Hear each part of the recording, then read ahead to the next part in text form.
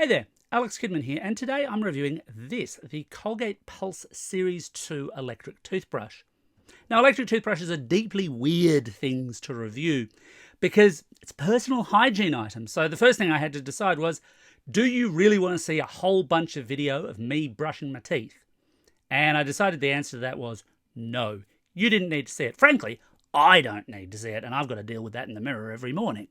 So there's going to be no shots of me brushing my teeth in this video just before you worry about getting grossed out. But I have been testing this out for the past couple of weeks. Colgate sent me one for review.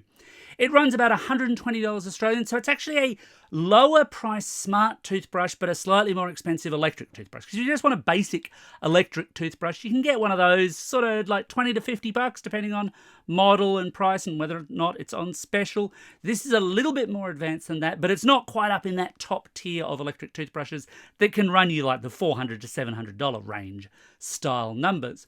But is it any good? Well, yeah, mostly. It's got its limitations, and some of those are built around price, and some of those are built around the way it works.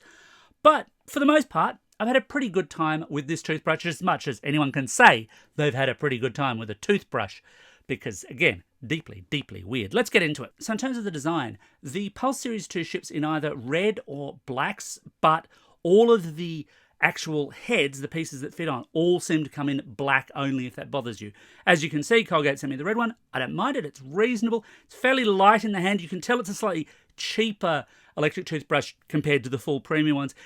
I do wonder what it might be like in a year or two with a few knocks and bumps in its journey. As with every electric toothbrush, of course, that you can buy, the black bit here, that's the toothbrush head. That slides down. Now, it can only go down one way. There's this little groove at the back, slightly grubby there. Sorry about that. It's been a toothbrush in use. Who knew? But you can only get it in the one way. And just beneath that, you have a little switch lever there. And that flicks between a gentle, daily, and heavy-duty brushing mode. Quite nice and convenient. Little groove in here with a tiny little smile that lights up. And it lights up in different colours to basically let you know how you're going on your brushing journey. Cute, but not exactly vital.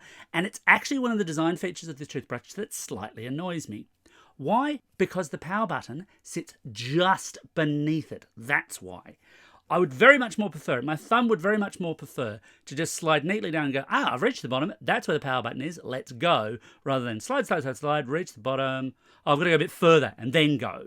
It took me a little while to get the muscle memory down for that one. It's a small design note, but you know, with these kinds of products, small changes can make a big difference. So maybe for the Model 3 Colgate, think about it. You also get a simple travel case with the Colgate Pulse Series 2, as well as a USB charging plate. It's this little cable here, and I say cable because there is an important qualifier here.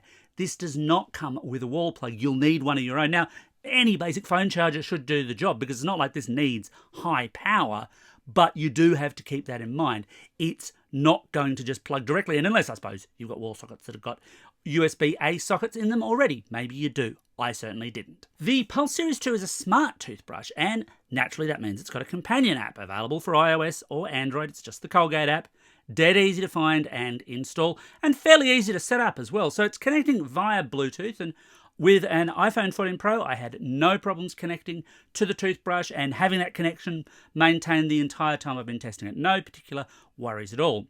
Now, you might be wondering, why does a toothbrush need to be smart at all? Aren't they fairly dumb devices? And look, there's a few answers to that. The advantage of having a smart toothbrush is that you can track and kind of quantify your usage, both in the way it tracks around your mouth, but also just your day-to-day brushing with reminders to brush, and a gamified system, which Colgate calls Smile Points. Now, you earn Smile Points basically for brushing. You get slightly less if you do offline brushing that you then sync, slightly more if you do guided brushing, but if you do guided brushing, you've got to have your phone in the bathroom with you, which is super inconvenient unless you've actually got a phone stand in there already to kind of look down at the app and go, oh, right, I'm meant to be doing the upper right-hand side right now. Okay, now I switch around to the other one. Now, it does work. It's much the same, actually, as many of the other approaches I've seen this way, where it's doing a fair sort of guesstimate of where you're brushing and what kind of coverage you're getting. I'm not so super fussed about the accuracy here because the idea really is more to encourage you to brush more for better dental health. That's actually a really good thing in and of itself. There's also even a pirate-themed game for the kids. So if little Timmy doesn't want to brush his teeth, maybe he'll do so in order to get a pirate to collect coins. I mean, it's got to be worth a try, although, like most of those edutainment-style games, I reckon it's going to lose its cool factor pretty quickly. But Smile Points also have another use, because Colgate says you can get discounts with them. And before you start thinking, wow, that's amazingly generous of them, no, it's not really. So let's take that offline brushing scenario, because that's actually what I've mostly done. I've mostly brushed without the app in play because it's just that bit less convenient for me. So every time I brush my teeth, up to 3 times a day it will count, as long as I do the full brushing sequence and it reckons I've done it correctly. I'll earn 1 Smile Point. So on a typical 2 brushing day, let's be honest here, I can earn 2 points, 3 maximum that way. And 100 points is worth $1 discount. It's not a whole lot. Basically, within a single calendar year, I would probably generate around $7.30 worth of discounts, except it's not really $7.30 worth of discounts, because right at the time I'm recording this, the only way I can actually do anything with those is to get a $5 Amazon voucher for use with Colgate's own store here in Australia only. So it's a $5 discount, which it's not to be sneezed at. I mean, it's not a bad thing, but it's, of course, worth shopping around. I reckon you might find some of the things they're selling at a discount anyway. You don't need the Smile Points. You might do better elsewhere. It's not the huge incentive that they think it is. What about the actual brushing? Well, again, I did say I'm not going to show myself brushing my teeth, and I'm going to hold to that.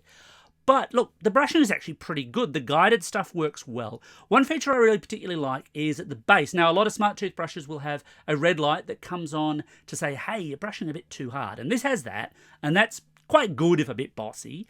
But the other thing it has is a segmented light setup, so that when you start brushing, a quarter of the base will light up to say, hey, you're about a quarter of the way through. And then as you go through in individual segments, it's a much easier visual guide to say, hey, this is roughly where your 2 minutes of brushing is going. This is roughly where you should be doing 1/4 of your mouth, however you choose to do that. If you do the guided app thing, it actually tells you which areas it wants you to do, but obviously if you do an offline one, you can do it as you please. What about replacement brush heads? Now, this can often be a killer with more expensive smart toothbrushes. These are not bad, so a replacement pack of either the whitening or the deep clean or the sensitive brushes, that's a 4-pack, will run you around $30 here. Not too critical. One really odd little point here, actually, that I should bring up, is that the red model comes with 2 heads, one whitening, one deep clean. The black model also comes with 2 heads, but there you get the sensitive and the deep clean. Now, you can buy the sensitive for the red model, of course, separately. You can buy the whitening for the black model separately. But it's just really unusual to see a manufacturer say, hey, we're going to have color variation, but we're also going to have product feature variation within those boxes. Just an oddity, really. In terms of battery life, so the Colgate Pulse Series 2 is rated for up to 2 weeks of battery life off its charger. And look, I'll be honest, I've basically been testing it in my home bathroom. I haven't had the opportunity to travel and give it that proper rundown to see, hey, how flat is it getting? So far, so good, but it's basically not been off its charger. Stay tuned, and if I get the opportunity, I will update the video with some comments below on its battery life, but it seems fine. I don't know how often people are going to travel huge distances with these things anyway, but it seems fine so far. But would I buy one? Well, yeah, maybe. So I've tested some much, much higher grade toothbrushes than this, and they are that bit nicer. You can see where the money is going.